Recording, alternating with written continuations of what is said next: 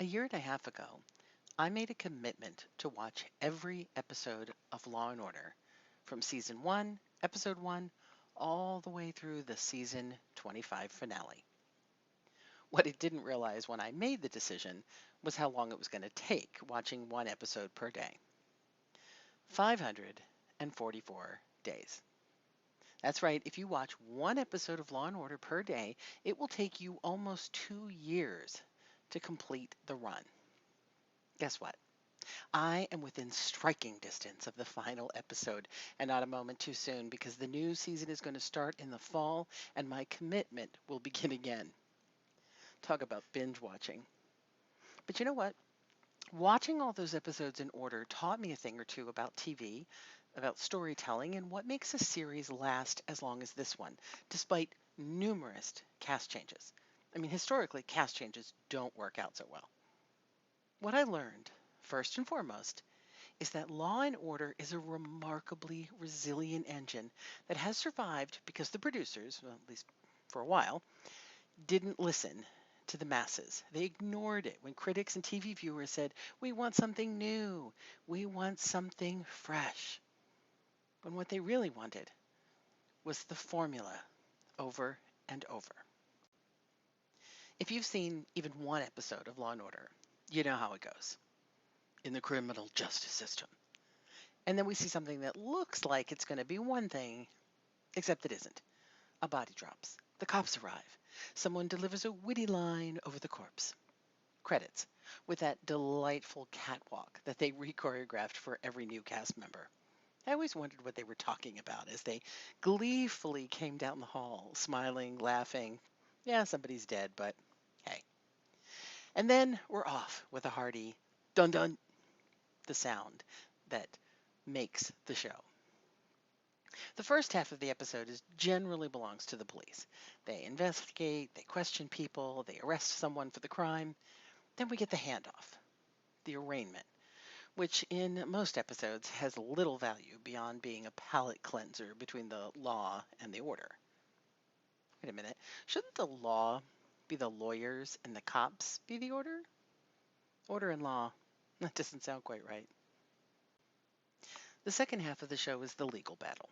Negotiation, strategy, witnesses, all kinds of courtroom maneuvering, and eventually we arrive at a verdict. According to my husband, the accused is always found guilty on Law and Order. No surprises. But actually, that's not true.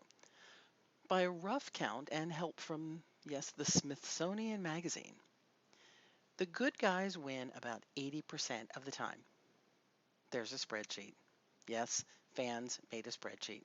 But you're going to have to fill in the last 5 seasons yourself to get the up-to-date percentage. I'll link it in the comment area below. Some endings are shocking. Some are unsatisfactory. But for 18 seasons, they were always entertaining. And honestly, I've been watching the new episodes for so long, I'd forgotten how much I loved those early seasons. There's a rhythm that was never duplicated, even though the creators tried.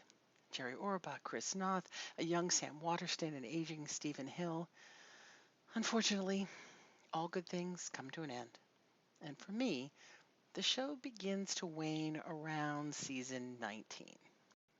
Right around that time, the show made some casting choices that didn't really work for me. But more importantly, the show started doing something it had largely avoided for most of its run. It started making the cops and lawyers' personal lives part of the story, including a deep dive into Lieutenant Van Buren's cancer treatments. Now, that's not necessarily a bad storyline.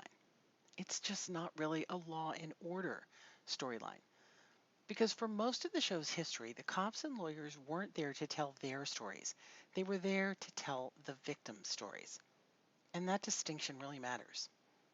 Apparently, I wasn't alone in my dissatisfaction because the show was canceled at the end of their 20th season. Dun dun, no more. Plot twist. Law and Order was revived. Not immediately, not a year later, but 11 years later. That's gotta be a record for a TV show hiatus. As a loyal fan of the series, I tuned in for 21 all the way to 25. And I was so happy to have the criminal justice system back in my living room. I didn't notice how much the production had changed. It wasn't until I went back and started watching those early seasons that I realized why the revival didn't quite sit as well with me. The new episodes are preachy. They use issues as a club. They rely so much more heavily on the heroes grandstanding and teeth gnashing over contemporary issues. And again, there's a heavy reliance on personal problems and interaction with the characters. The problem to me is that the creators in the new season, it just seems like they're more interested in making a point than telling a good story. And that's a shame because storytelling is this show's DNA. The original Law and Order could take a complicated issue, wrap it inside a murder mystery, give you two competing sides of an argument, let the cops investigate, the lawyers fight over it, and then make you decide what you thought. It trusted the audience. And maybe that's the thing I miss most in the new version. Not the old cast, not even the old cases. The confidence that if you tell a really good story, you don't have to stand next to it afterward and explain what we're supposed to think. After all, it worked for nearly 450 episodes. I just wish they'd remembered why it worked when they came to make the 100 after. Season 26 is due to premiere on NBC on October 8th with yet another cast update. Will I watch? You bet. But that doesn't mean I won't mourn those cold open punchlines from Lenny Briscoe.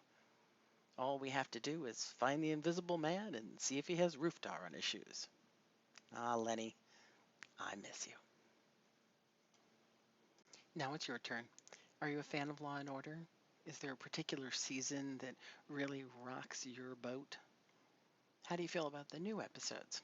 I would love to hear your thoughts on individual episodes, your favorite cast members, and your favorite storylines.